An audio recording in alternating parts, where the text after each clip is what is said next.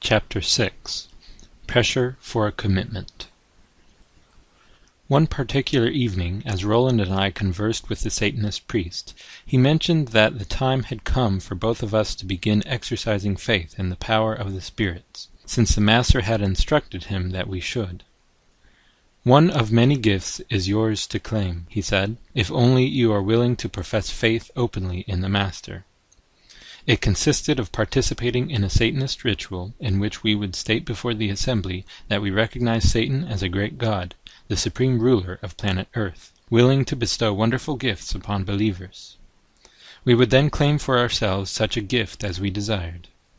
Finally, we would seal our confession of faith by depositing a pinch of powdered incense over live coals on Satan's altar and genuflecting before it. My friend did not hesitate at all. Even though I felt like giving the matter some thought before making a decision, Roland offered many reasons why that evening was the ideal time for me to take that important step in my life. Although I am now ashamed to admit it, I gave in and went through with it. I asked for the gift of divination that I planned to use in the following way. In my sleep at night, I would dream of the winning names and numbers of racehorses at a particular track the next day. Then I would go to a bookie and bet on them. That very first night I had such a dream. Most vividly I saw the winners at 3 racetracks on the coming Saturday, 3 days away. On the day designated, I proceeded to a bookie, and sure enough I spotted up on the board the names I had seen in the dream. Since I didn't have a great deal of money to play with, I placed a small amount on the first 2 races and won about $60. The third horse paid 21 to 1 because it was far from being a favorite. But realizing that the spirits had informed me correctly up to then, I figured that I should invest $20.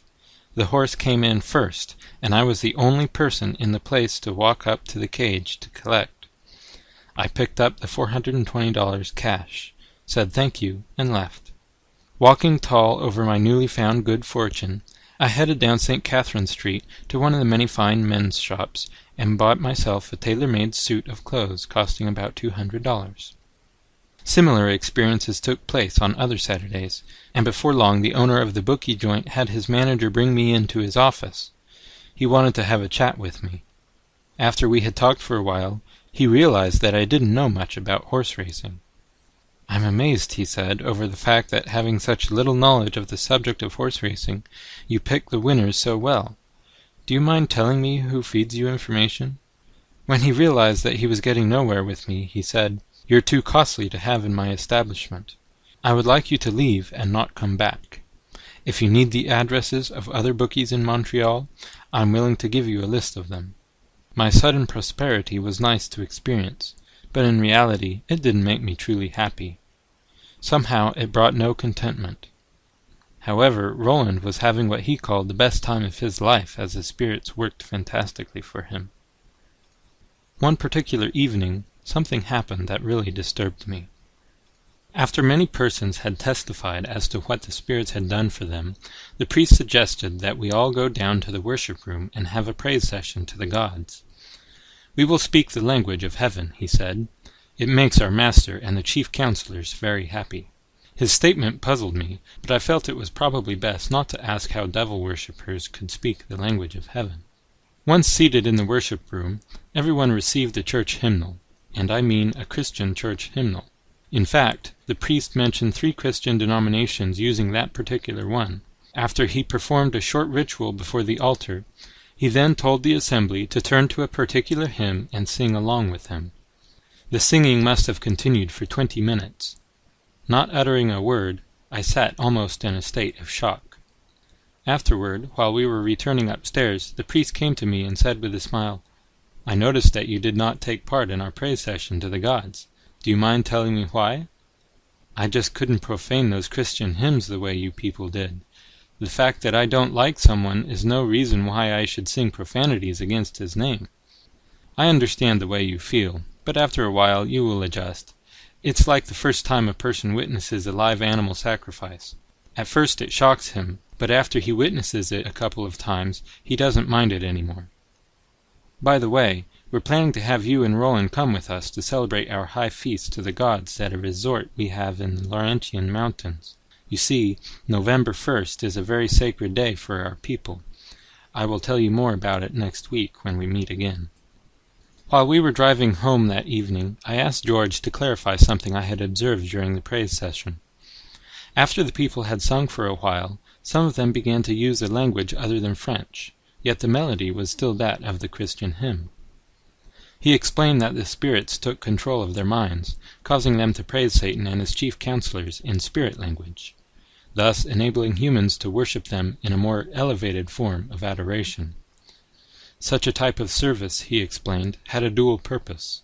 First, the fact that demon worshippers sang Christian hymns in itself derided the name of Christ.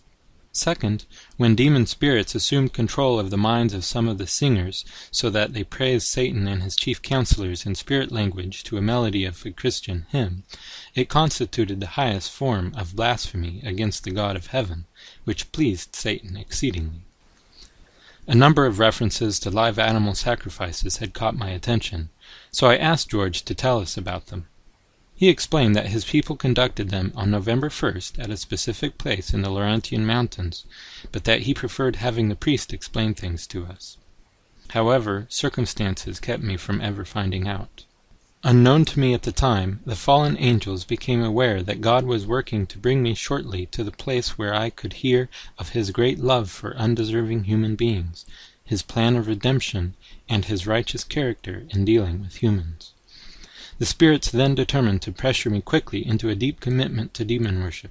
They wanted me to pass the point of no return, as I will explain shortly. On a particular Wednesday evening when I entered our place of worship, I never expected that it would be for the last time. As I shook hands with those friendly individuals who had gone out of their way to make us feel part of their group in order to please the spirits, it would have been impossible for me to imagine that just 10 days later the same people would be vicious enemies planning my destruction, willing to spend a large sum of money to put out a contract on my life. The testimonial session was most impressive, and after it ended, the priest had a short talk with my friend and me, telling us that the spirits were most anxious to benefit our lives in a very special way. On November 1st, just 2 weeks away, if we would but make a definite commitment at an initiation service into their secret society, the spirits would then reveal to us their plans for our lives. When I asked the priest why we had to go through the initiation ritual before they would tell us their plans for us, he explained that it was a matter of exercising faith in the spirits. Without faith, it was impossible to please their master, but pleasing him would in turn result in many benefits to ourselves. Gentlemen, please come with me. I would like to have you hear how the master rewards people. We accompanied him to a room where earlier that evening, as I passed by the closed door, I had heard a fantastic clattering of typewriters. He knocked, and someone responded, "Please come in." When we walked in, we found a man stuffing large brown envelopes with stacks of legal-sized typewritten material.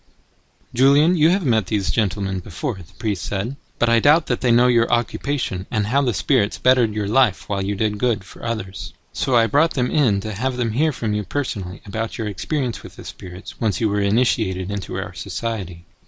The man related to us that as a young attorney he saw himself destined to spending his life researching reference material or court cases handled by some large law firm. But good fortune came to him when, by the leading of the spirits, he became acquainted with demon worship. His life changed overnight. After his initiation into the group, the spirits informed him that they had a special assignment for him. He would help those who had committed crimes against society and were not receiving the legal advice they needed to avoid jail. The spirits wanted him to venture out immediately into his own business. He would offer lawyers the unique service of preparing briefs for criminal court cases. The spirits would do most of the work. They informed him that letters had gone to certain French lawyers throughout Canada, informing them he would supply attorneys with all needed materials to fight and win those types of court cases that in times past they had lost because they did not have time to prepare. In no time at all, replies began coming in. Next, the spirits told him that all he had to do was to work in the house of worship any Wednesday he needed their assistance. His efforts consisted in feeding paper into 3 typewriters until the spirits had set up each brief in its entirety. On the table in front of him were the typewriters, and about 50 piles of paper. They ranged anywhere between 1/2 inch in thickness to about 3 inches. He explained that all the material had been typed as fast as he could slip paper into the 3 typewriters. It contained the proper procedures to follow in court, case histories of similar cases tried in the past, etc. When the priest asked him how the attorneys accepted his services, he declared that they were just delighted to use them because of the excellent results.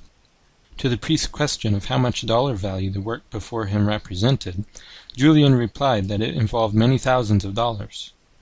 As we started to leave, he invited us to come in and observe the spirits at work whenever we found ourselves in the building and he was occupied with his project. The priest repeated his request that we let them initiate us into their cult. My friend gave him a yes answer, but I could not. "I'm sorry, but I cannot give you an answer immediately," I told him. "Next week at this time I will give you a definite answer." Not realizing it, I shook hands with the Satanist priest for the last time, then left. After going to bed that night, I could not sleep.